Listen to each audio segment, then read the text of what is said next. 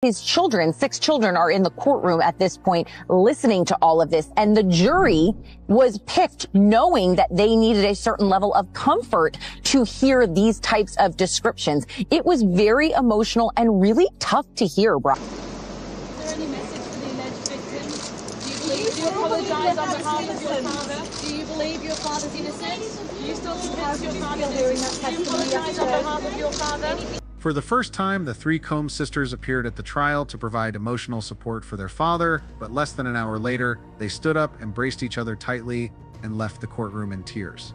What exactly did the video shown at that moment capture that even Diddy's own daughters could not bear to witness? That video is arguably the most important piece of evidence because it sets the stage when we're talking about coercion or fraud or force.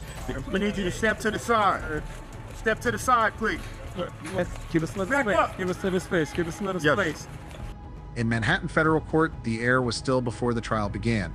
Cassie presented a previously unrevealed video purportedly capturing footage from a controversial freak-off holding the key to the allegations against Diddy.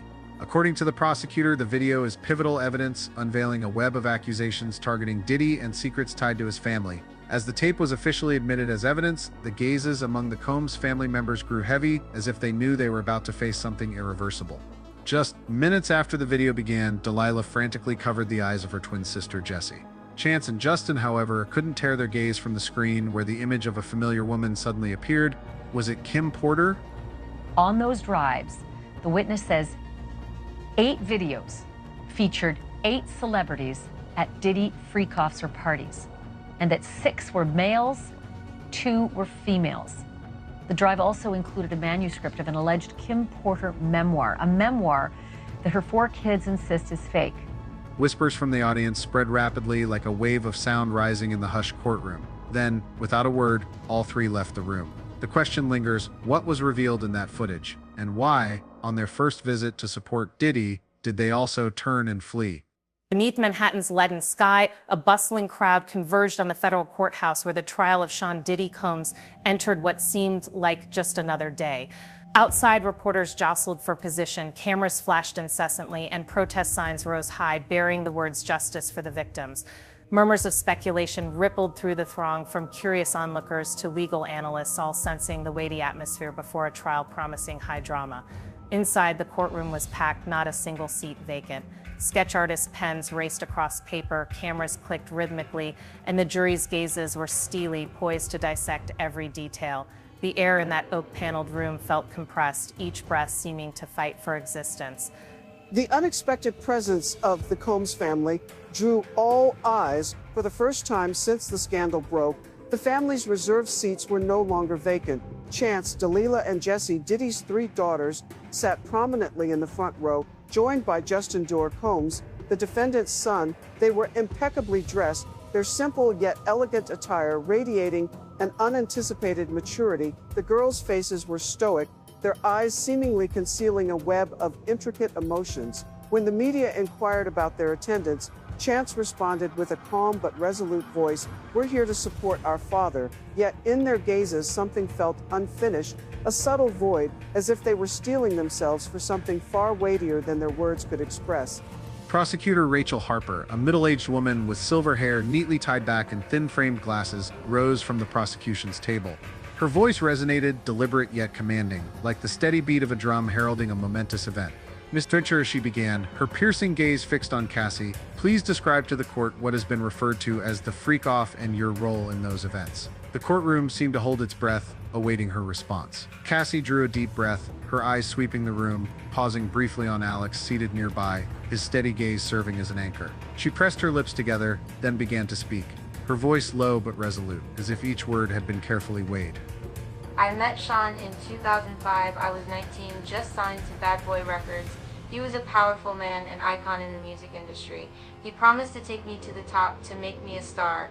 But what I got wasn't stardom, it was a trap.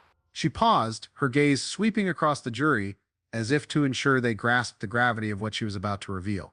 About a year after we started dating, he introduced me to what he called the freak-off. He said it was a way to unwind, to explore new boundaries. But for me, it was like a nightmare I couldn't wake up from. What is a freak off?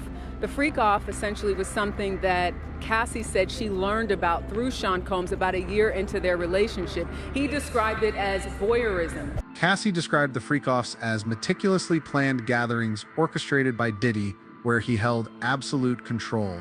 He called it voyeurism. He enjoyed watching me with others, she said, her voice quivering as she recalled the traumatic memories. But it wasn't just watching. He dictated everything: what I wore, how the room was lit, what acts were performed, even the amount of baby oil we had to apply so our bodies would glisten to his liking. She explained that Diddy required her to purchase outfits from specialty stores, scanty garments, and he would personally choose which ones she had to wear. I had no say, she said, her eyes fixed on the jury, her voice sharpening. If I refused, he would threaten me, leaving me feeling trapped with no way out. It depends on where the relationship goes. If it's something that you didn't want to share and it's your secret, it's your secret. I do believe in karma if you're hurting people. According to Cassie, the freak-offs were not mere fleeting gatherings. They often lasted from 36 to 72 hours, she revealed, her voice trembling as she described the sheer exhaustion she and other participants endured. One time, a freak-off stretched to 4 days. They happened weekly, like a mandatory part of my life. She recounted her coerced role in organizing these events. I had to find people through platforms like Craigslist or professional services, she said, her eyes lowering as if ashamed of her actions. I arranged their travel to places like Miami, Ibiza, New York, Louisiana, Las Vegas. I worked with his team, pretending they were recruiters to bring people in, but it was all part of the plan he'd laid out. Cassie explained that Diddy controlled not only the participants but also the environments where the freak-offs took place. He directed the lighting in the room, she said. At first, it was candles, creating a false sense of romance. Later, he switched to professional stage lighting, as if we were performing in a film where he was the sole director. She described how Diddy choreographed every detail, from the participants' movements to the specific acts he wanted to witness. He even demanded the use of illicit substances to make everyone more comfortable, she said, her voice choking. I remember once, before a freak-off, I had to text him to ask, "Which pill should I take from your bag?" And he replied, telling me exactly which one. Now, with each moment, the testimony became more and more graphic. Her delivery, though, it never changed. It was matter of fact. The trial reached its climax when Cassie's attorney, Samantha Klein, a woman with neatly tied brown hair and a piercing gaze, rose and requested to play a video. Your Honor, Klein declared, her voice ringing with clarity, we request permission to present evidence of a freak-off from 2018 labeled as the White Party Archive. The courtroom held its breath, all eyes fixed on the large screen in the corner. As the screen flickered to life, the first image revealed a lavish seaside mansion, palm trees swaying in the breeze, and neon lights pulsing through the night. Figures moved in a chaotic blur, electronic music thumping, blending with laughter and indistinct sounds. The video captured what were known as Diddy's white parties, gatherings where celebrities, entrepreneurs, and models convened to revel in a lavish lifestyle. But what unfolded on the screen was not glamour, it was the dark underbelly of these events. Familiar faces, a businessman in a white suit, a pop star with platinum-dyed hair, a model in a shimmering dress, appeared engaging in compromising acts, from using illicit substances to behaviors that crossed ethical boundaries. The atmosphere in the footage was suffocating, like a world where all rules were erased, where power and desire reigned supreme. Cassie, from the witness stand, continued to describe her role in the freak-offs. I wasn't just a participant, she said, her gaze steady yet betraying a flicker of pain. I was forced to organize everything, from recruiting people to ensuring they arrived at the right place at the right time. I worked under his direction, but I didn't want to. I was afraid that if I refused, he would release compromising videos of me. She revealed that Diddy routinely recorded the freak-offs, archiving them as a tool to control those involved. He said those videos were his insurance, she said, her voice trembling. If I didn't do what he wanted, he'd make them public, ruining my reputation and my life. And in her words, she didn't want to do it, but she felt like she had to do it. Gosh, it's so difficult to hear all of these details. The courtroom froze when the video transitioned to a new scene. On the screen appeared a woman seated on a couch, her eyes vacant, seemingly unaware she was being filmed. Her face was painfully clear, Kim Porter, the late mother of Delilah and Jesse. Chance in the front row covered her mouth, her trembling hands betraying her shock. Delilah and Jesse, the twins who had tried to maintain a facade of strength, now sat motionless, their faces pale as wax. Delilah gripped Jesse's hand tightly, her nails digging into her sister's palm, as if anchoring her against collapse. Their eyes darted toward Diddy, a mix of panic, anguish, and indescribable betrayal, before locking onto their mother's image on the screen. The image of Kim Porter with her hollow gaze and disoriented demeanor was more than a mere moment in the video. It was a silent accusation, laying bare the depths of the manipulative system Diddy had constructed. Kim, once known for her strength and independence, appeared in a near unconscious state, as if drawn into a world where she didn't belong. Her presence in the freak-off footage not only raised questions about her role in these gatherings, but also stirred a darker suspicion. Was Kim's death, officially attributed to pneumonia in 2018, truly an accident, or was it the result of an intervention to silence her from exposing Diddy's secrets? They might got into a little spat, a little fight, or something went down, and Puff did that play fighting stuff that he always do, and that pillow fighting stuff, and probably smothered her. Have a good evening, guys.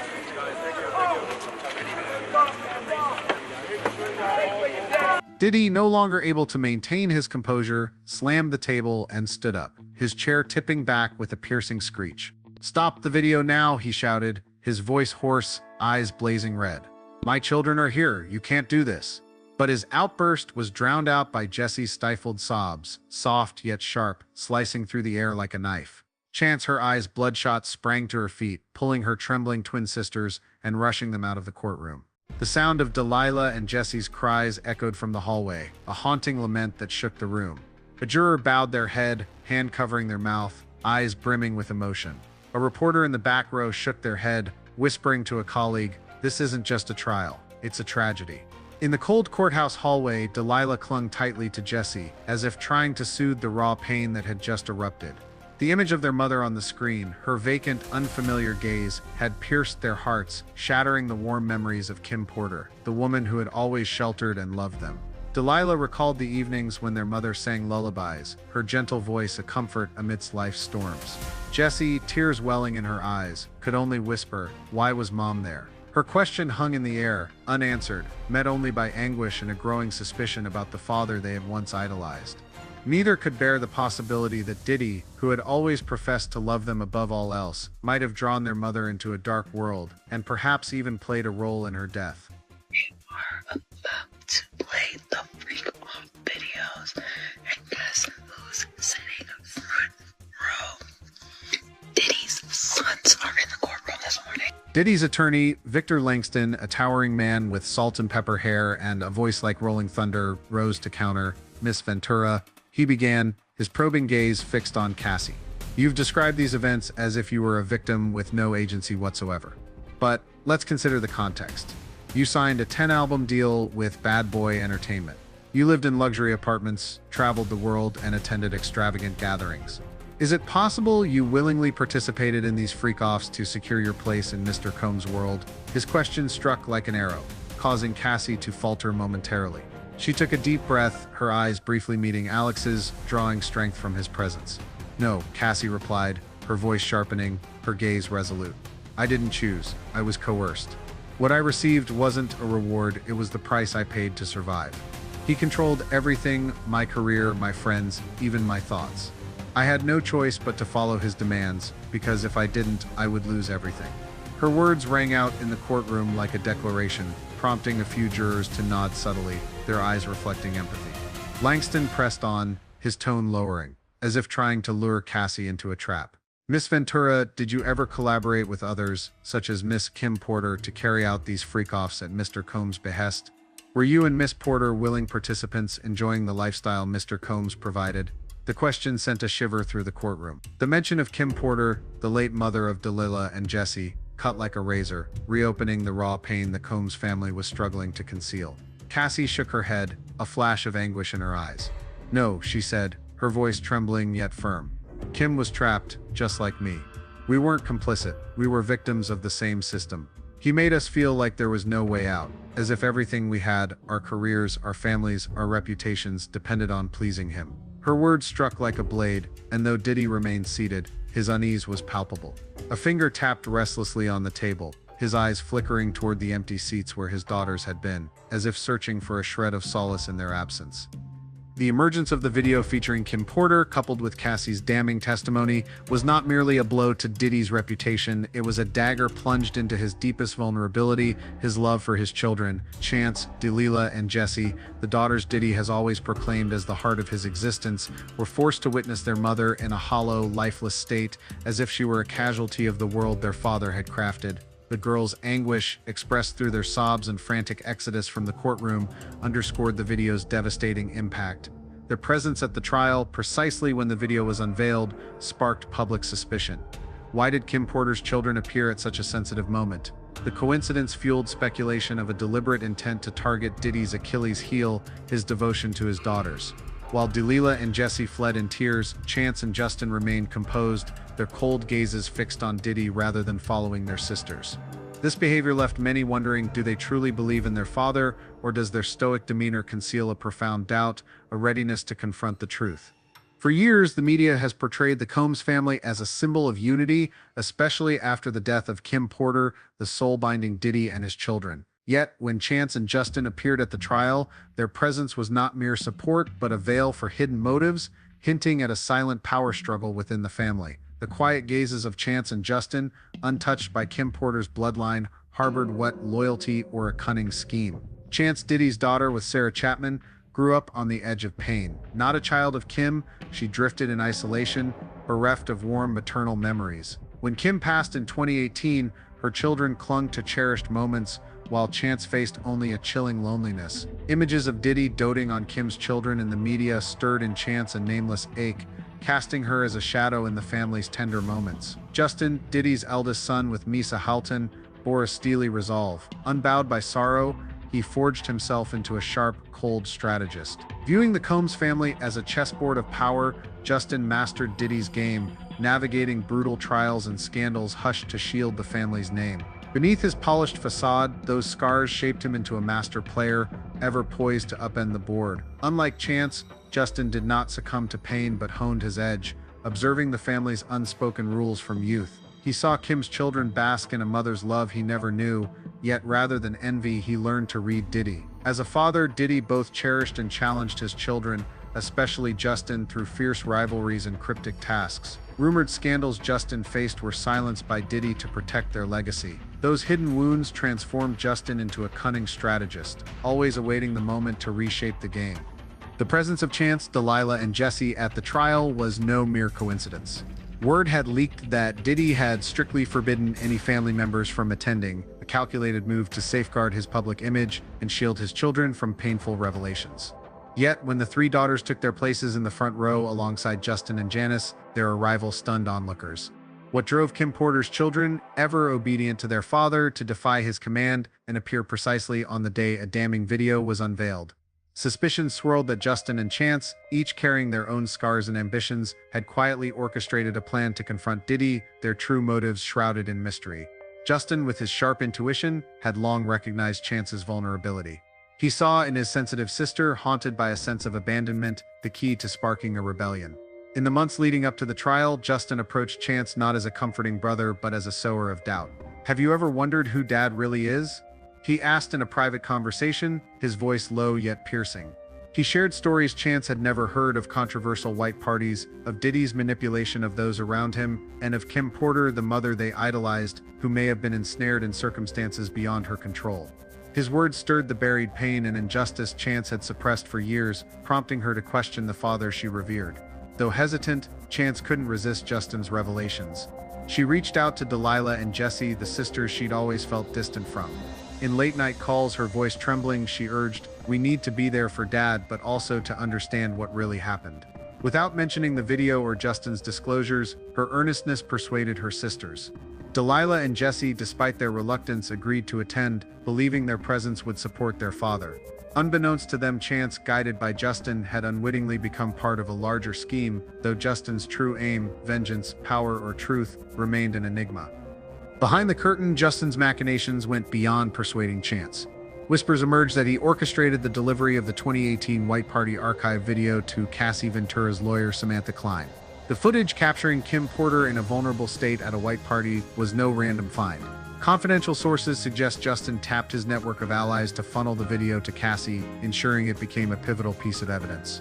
Yet he moved with caution, fully aware of Diddy's loyal inner circle, ready to shield him at all costs. To safeguard Cassie and her husband, Alex Fine, Justin allegedly arranged discreet security, though this remains speculative.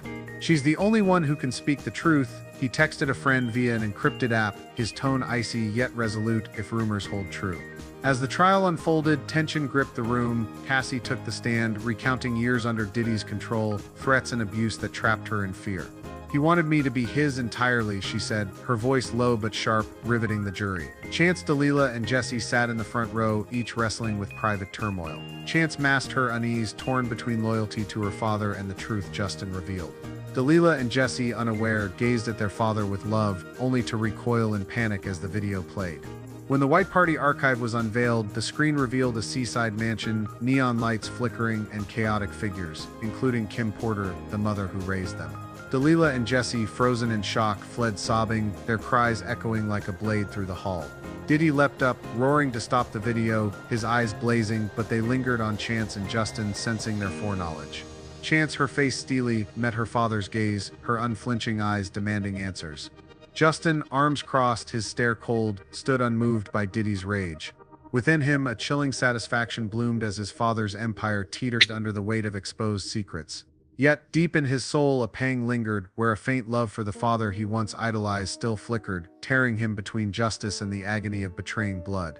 On X, the public buzzed with speculation. Hashtags #KimPorterTruth and #DiddySecrets trended, lauding Cassie's courage. She shattered the silence, one post read, praising her resolve.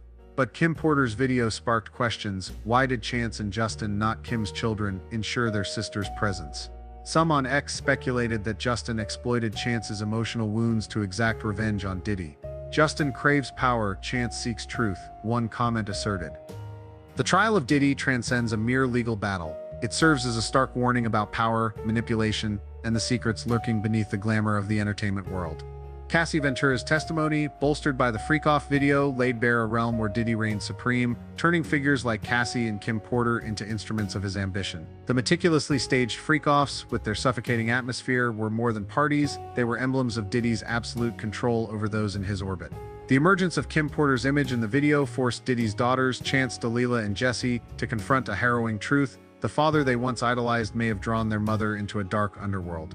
The anguished cries of Delilah and Jesse as they fled the courtroom bore witness to the wounds inflicted by these revelations. Meanwhile, the stoic composure of Chance and Justin sparked questions. Do they truly believe in their father, or are they concealing private agendas? As the trial presses on, the public awaits answers to deeper questions. Were the Freak-Offs merely a facet of a lavish lifestyle, or evidence of a meticulously organized criminal network? More crucially, was Kim Porter's death truly an accident, or a secret Diddy sought to bury? These lingering uncertainties cast a long shadow, challenging the world to unravel the truth behind the man once celebrated as a cultural icon.